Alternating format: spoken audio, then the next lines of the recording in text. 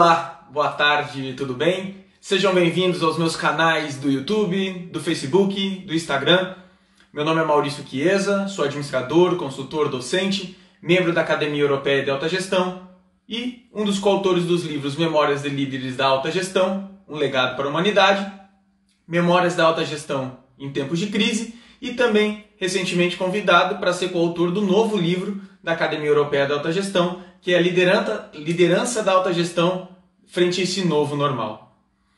E pesquisando, conversando com vários colegas, até mesmo com alunos e tudo mais, frente a esse novo normal, o RH tem tomado proporções cada vez mais protagonistas e desta maneira se libertando de conceitos que até então, ou práticas que até então eram vistas como normal, no antigo normal e não no novo normal. Nesses 20 minutinhos aproximados, minha ideia é provocar você, frente às minhas linhas de pesquisa, provocar você como profissional, como estudante e como interessado da área, a entender o que é esse RH, o que é esse divórcio do antigo RH romântico que tanto se tinha. Na década passada, não me recordo se foi a Harvard Business Review ou a HSM, lançou um artigo em uma das suas publicações dizendo o seguinte: vamos acabar com o RH.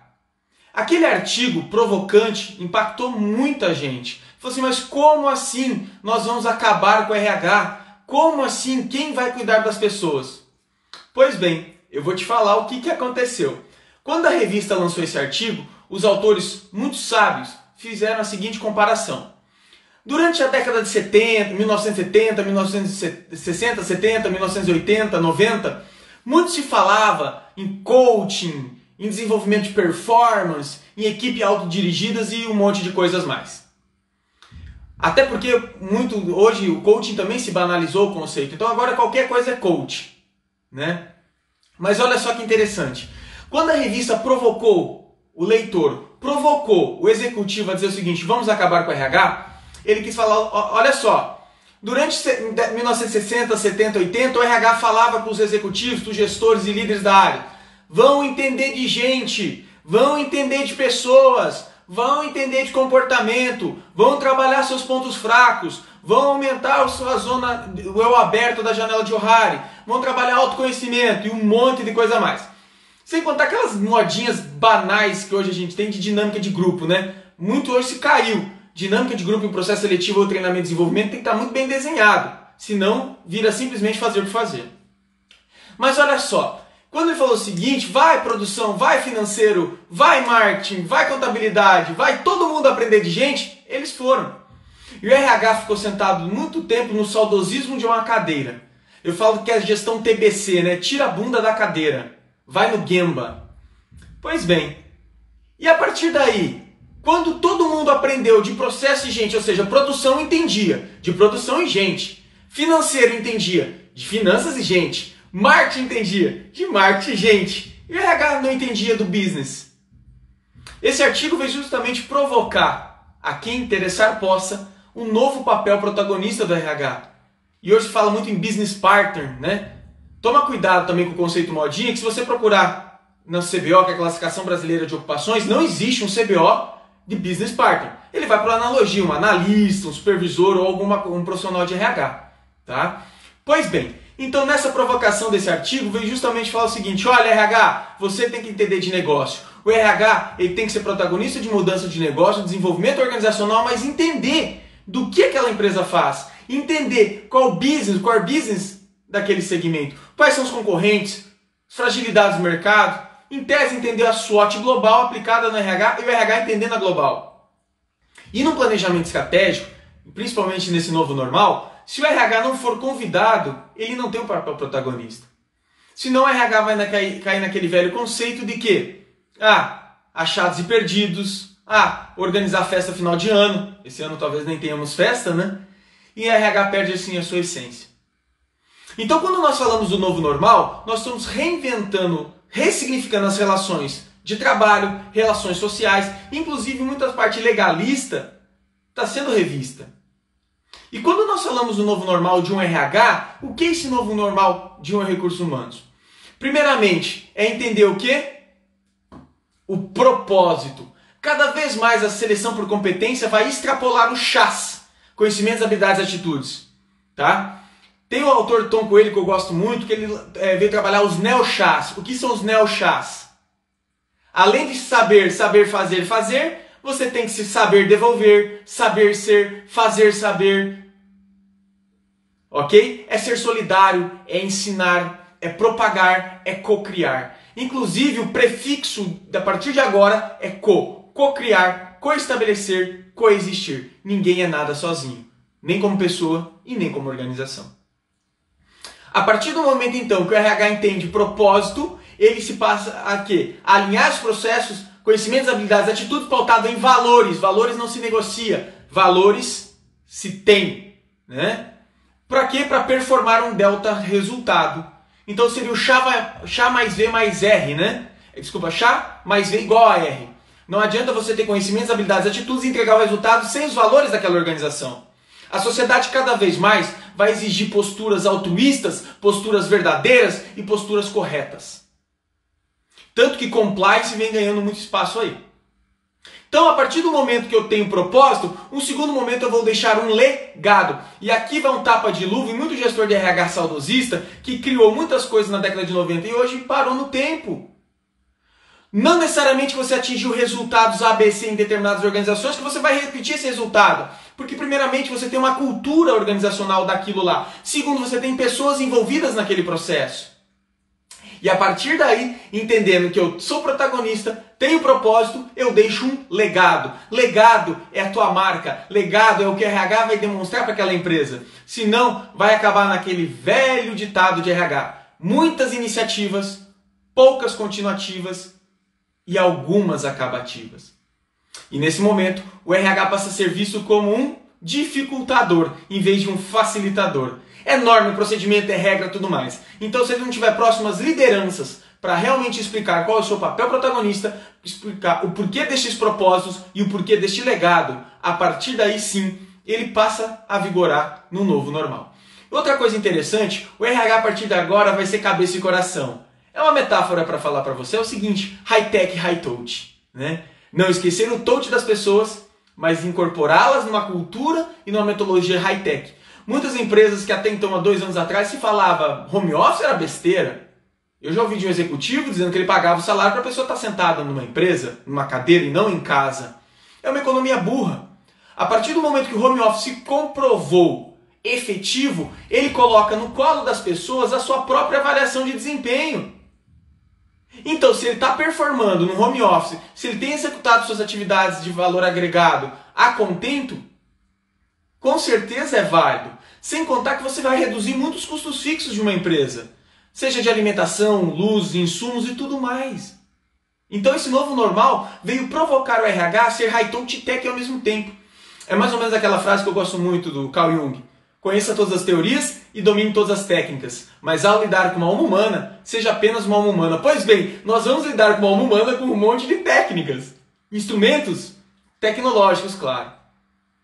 A partir do momento, então, que eu sou high-touch, high-tech, eu consigo, eventualmente, estabelecer procedimentos para que sempre eu tenha indicadores, os KPIs, indicadores chaves. Não é meter um monte de indicador lá não, porque para o acionista, para o CEO, para o diretor, é o EBIT ou o resultado da empresa, é isso que importa. Agora, se o centro de custo, o RH, por exemplo, você está com turnover ou absenteísmo alto ou baixo, cada setor vai fazer seu microdiagnóstico, aplica uma SWOT local, departamental e verifica o que está acontecendo. Então esse desdobramento de diretrizes que o Vicente Falcone fala muito é o indicador que importa lá em cima para o CEO, para o grande executivo, presidente, diretor, gestor ou quem interessar possa. O RH tem que estabelecer indicadores inteligentes de ROI, saving e payback. O RH que apenas fica monitorando indicador de absenteísmo, rotatividade ou turnover, atestado e tudo mais, é um RH fadado ao fracasso, ao insucesso e principalmente à sua morte ou ao seu divórcio, como bem eu coloquei a chamada dessa live. O RH ele tem que entender que ele tem que criar indicadores que demonstrem a viabilidade das suas ações. De nada adianta o RH querer implementar um plano de saúde bem melhor se ele não for lá e conversar com o seu stakeholder, seu comercial, e falar o seguinte: comercial, eu preciso que você incorpore 3 a 4 centavos no preço do produto vendido, sendo que o mercado não vai absorver. Então, a partir do momento, eu não tenho que vender por mais caro. Eu tenho que trabalhar inteligência para produzir mais com o mesmo, certo? E gastar menos. Em outras palavras, quando nós falamos de saving, RH é um pouco difícil de mensurar. Mas são quais aspectos que eu tenho retorno para a empresa? Sejam contratos de risco, a lei do bem, por exemplo, é uma lei interessante que pode ajudar a empresa a recuperar algumas coisas, benefícios inteligentes, principalmente se a empresa é de lucro real, benefícios que tenham contrapartida dedutória, reduzindo imposto de renda ou pagando menos encargos. Se falasse há 15, 20 anos atrás sobre participação nos lucros e resultados, eu talvez ouviria da mesma pessoa, daquele mesmo ex-diretor, que ele falou que pagava as pessoas para ficar sentado 8 horas na empresa e era isso que interessava, achando que a pessoa não pode ganhar mais. Esse mesmo diretor uma vez me chamou no estacionamento da empresa e falou o seguinte: Maurício, olha quanto carro novo que tem aí. Eu falei, nossa, que bacana, né? As pessoas estão ganhando demais, né? Claro que nem sempre ganhar muito significa ganhar bem. Mas essa é uma falácia equivocada. Aliás, uma grande falácia. Porque a partir do momento que as pessoas são donas de si, lembra do home office? De performar seus resultados, ser dona da sua avaliação de desempenho, por que não elas não merecem ganhar mais? Embora nem sempre ganhar muito significa ganhar bem. E por isso que eu falei de propósito no começo. Os propósitos da pessoa, o ikigai dela, alinhado aos propósitos de identidade organizacional. E se a gente extrapolar esse assunto, a gente pode até entrar na psicodinâmica do trabalho de Christopher de Jurs, né? Satisfação, sofrimento, identidade para com pelo trabalho. Então, quando a RH começa a demonstrar viabilidade de suas ações, ele ganha mais ainda a visão, a autorização, o patrocínio, realmente, de ser um setor protagonista. Então, nesse novo normal, o RH vai ter que se reinventar. É estabelecer por propósitos, é mensurar por meio de indicadores inteligentes. Lembra as metas SMART? Agora, de nada adianta você ter um monte de indicador também. O indicador tem que ser inteligente. E a pergunta que eu sempre falo nos processos seletivos, nos meus alunos e nas consultorias: você se paga? Você se paga? A partir do momento que o RH conseguir responder essa pergunta também, sim, o RH se paga, ele deixa de ser um centro de custos e passa a ser o quê? Um centro de investimento. Investimento em ROI e payback. E empresário, investidor, que é um setor inteligente, que tenha ROI e tenha payback. Mas a questão aqui, a gente começa a discutir sobre vários aspectos do que levaria o RH a tomar essas iniciativas. De que maneira ele conseguiria chegar nesse nível de maturidade? Pois bem, outra provocação que eu faço para vocês, há um tempo atrás, não me recordo se nos Estados Unidos ou na Europa como um todo, foi lançada uma questão seguinte: a sala de aula sem professor. Quer dizer que então os professores não terão mais papel em sala de aula. Eu não gosto muito da palavra professor, que professor professa e aluno não tem luz. Né? Então, a negação lum, em latim, né? Ausência de luz, e professor que professa. Eu gosto mais da palavra discente e docente. Mas saindo dessa questão conceitual de gramática, né, ou definição, a partir do momento que o docente se torna um facilitador interno, ele torna o aprendizado, a relação de ensino-aprendizado, tá? Colocando os alunos protagonistas desse processo, e eles vão aprender com seus próprios erros e acertos, suas expectativas, seus demônios e também suas frustrações. O aprendizado, ele vem de negar a se reter ou prender em termos que até então nós tínhamos como verdadeiro. É experimentar o novo. Claro, não é só sair trocando o pé pelas mãos, mas é sim rodar o PDCA, a melhoria contínua. Tá? E outra coisa que também, a minha opinião, não cola muito, esses termos modinha de RH. Por exemplo, talento. Na minha opinião, talento é inerente à pessoa que o que ela faz de melhor. Só que às vezes um RH que não tem espaço, um papel claro e definido, ele começa a romantizar algumas questões. Falando o seguinte: traga seu talento para nós. E a pessoa é ótima música, ela é um cantor, ela toca e tudo mais, né? É um músico de pé cheio, de mão cheia. Só que a empresa sequer tem confraternização e ele nunca vai tocar. Aí você contrata uma telefonista, uma copeira. Talento ou competência? Percebe? Então o que acontece? A partir do momento que o RH se torna protagonista, ele começa a ser um pouco mais centrado em alguns aspectos. Lembra que eu comentei antes? high touch tech andando junto. Não é esquecer o coração, mas também considerar a razão. E a partir daí, sim, esse RH vai ser protagonista. Para quê? Para deixar um legado. Outra frase que eu gosto muito é o seguinte: onde tem procedimento não tem sentimento. E o porquê isso? A partir do momento que você tem que deixar subjetividade para que aquelas competências diferenciadas daquela pessoa se tornem mais afloradas. Mas na tomada de decisão e análise, você tem que ser cartesiano, sim. Quando você estabelece um processo decisório pautado em subjetividade, você cai naquela que você vai tomar decisão pautado no que é importante para você e pouco importa teu par ou teu próximo. Onde tem procedimento não tem sentimento. Relação ganha-ganha não necessariamente é durante o final, mas sim o pacto, o acordo de cumprir o que foi acordado independente do resultado. Se você ganhou e eu perdi, ok. A relação ganha-ganha se dá nos meios e não necessariamente nos fins, porque é impossível ganhar sempre tudo. Se nem Jesus Cristo agradou a todos, quem é você como gestor, como profissional para agradar? Outra coisa para finalizar aqui minha fala, para te provocar. O RH, essa questão de romantismo, muito se perdeu a essência, e principalmente uma geração que é um pouco frustrada em relação a feedback. O zelo, o cuidado às vezes para que com as palavras são colocadas, com educação e assertividade, ok. Mas o receio de dar feedback porque a pessoa não vai aceitar, demita a pessoa com todo o respeito. Claro, depois de ter tentado treiná-la e desenvolvê-la. Mas a partir do momento que você estabelece para pessoas critérios, um livro muito bacana que eu gosto e é atual desde sempre é o Gerente Minuto. Meta Minuto, Elogio Minuto e Repreensão Minuto. Outra questão, nós falávamos aqui, modelos de feedback, né? Elogio, crítica, pão, carne, fazendo sanduíche. Também se perdeu. O que você precisa estabelecer é realmente um canal de confiança para com as pessoas, por meio de procedimentos que deixem claro a maneira de ser daquela organização, respeitando a cultura organizacional. De nada adianta o RH ter procedimentos instaurados que vão contra ou não dialogam com a cultura, ou pior, é uma falsa verdade, porque a missão, visão e valores é muito bonita numa parede de recepção, mas a sua essência, seu propósito é o que vale. Por isso que eu comentei antes, o Ikigai da pessoa alinhado com o Ikigai da organização. E a partir daqui, sim, o RH começa a desenhar um papel mais protagonista nesse novo normal. As lideranças entendendo esse propósito e indo juntas.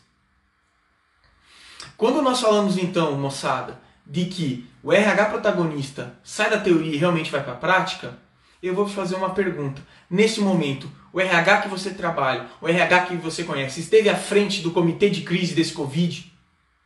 Se ele não esteve à frente ou como um papel protagonista, é que a organização não via nele credibilidade, autenticidade, autonomia e responsabilidade de entregar ou patrocinar esse projeto ao RH. E quando nós falamos de feedback, então, o RH tem que estabelecer os procedimentos, sim, permitir que a pessoa recupere sua dignidade por meio de um follow-up, um processo de 5W2H, um plano de ação de desenvolvimento daqueles pontos que não estão tão bacanas, tá? Mas é o quê? Pare de, continue a e comece a. Simples assim. RH, pare de. O que você tem feito, RH, que está contra a organização ou não acompanhando o novo normal? RH, continue a. RH, o que você tem feito de bom? E RH, comece a. RH, que valor agregado você pode entregar à organização? Lembra do artigo Vamos Acabar com o RH? Pode jogar folha para um departamento pessoal, de um escritório de contabilidade, fazer um outsourcing de folha. Ou fazer um insourcing, né? Trazer a folha para dentro, desde que você tenha competência para isso. Mas perceba que todos os gestores aprenderam de RH. E o RH aprendeu de negócio? Aqui é o novo divórcio do RH frente aos modelos antigos. Aqui é um novo casamento do RH frente ao novo normal. Me siga nas redes sociais. Em julho agora sai o nosso segundo livro da Academia Europeia de Alta Gestão e no final do ano sai o novo livro, como eu comentei no começo, que eu sou um dos primeiros coautores convidados, que é Memória de Líderes da Alta Gestão frente ao novo normal. Um grande abraço, deixe seu comentário mande sua pergunta. Meus contatos estão aí nos totens e nos displays nas artes do meu canal. Você que nos acompanha pelo Instagram, foi um prazer estar com você aqui.